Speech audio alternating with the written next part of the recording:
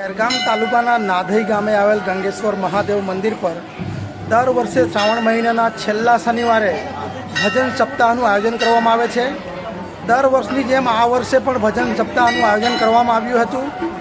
લગભગ 2000 કરતાં વધારે ભાવિક ભક્તો આ કાર્યક્રમમાં જોડાયા હતા। શનિવારથી જ ભજન કાર્યક્રમ શરૂ થયો હતો।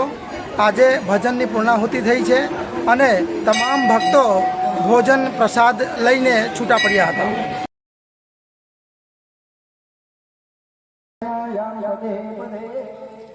દરેક જણા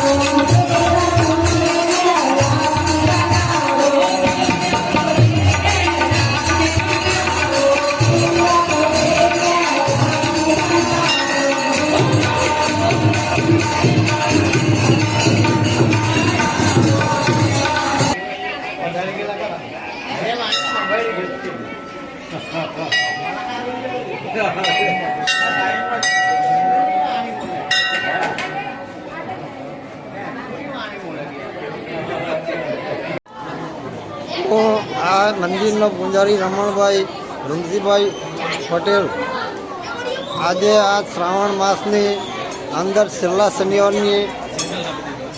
શનિવારે સપ્તાહના આયોજન કરીએ છીએ। દર વખતે જે ભાવિક ભક્તો અહીંયા પૂજા કરવા બી આવે છે અને હર વર્ષે અને અહીંયા ભંડારો બી થાય છે। આજે કેટલા ભક્તો ભેગા થયા હશે? આજે આશરે 1,500-2,000 માણસ ભેગા થયા હશે ભક્તો લોકો।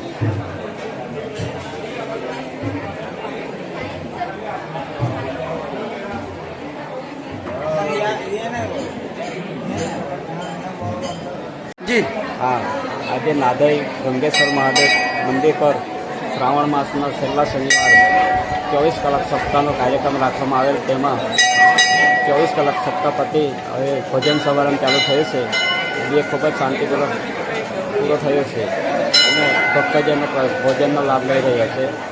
આ સમારંભમાં લોકફાળો તથા દાન ખૂબ જ સારી રીતે આવે છે અને કાર્ય ખૂબ સારી રીતે પતી ગયું છે, જે બદલ હું ગંગેશ્વર ટ્રસ્ટી નરેશભાઈ જીગાભાઈ પટેલ આભાર માનું છું।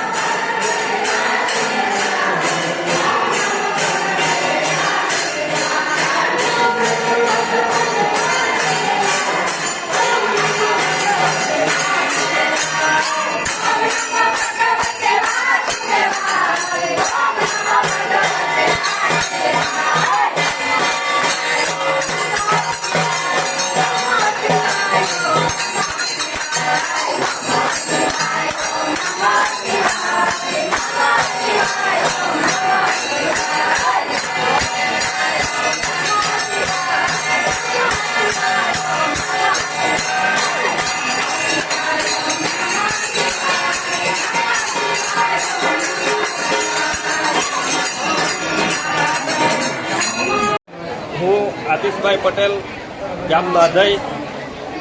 આજે અહીંયા શ્રી ગંગેશ્વર મહાદેવ મંદિર નાધઈ ખાતે વર્ષો જૂની પરંપરા પ્રમાણે શ્રાવણના છેલ્લા શનિવારે ભજન સપ્તાહનું આયોજન કરવામાં આવે છે અને આજે ભજન સપ્તાહ પૂર્ણ થયો અને મહાપ્રસાદનું આયોજન કરવામાં આવેલું હતું.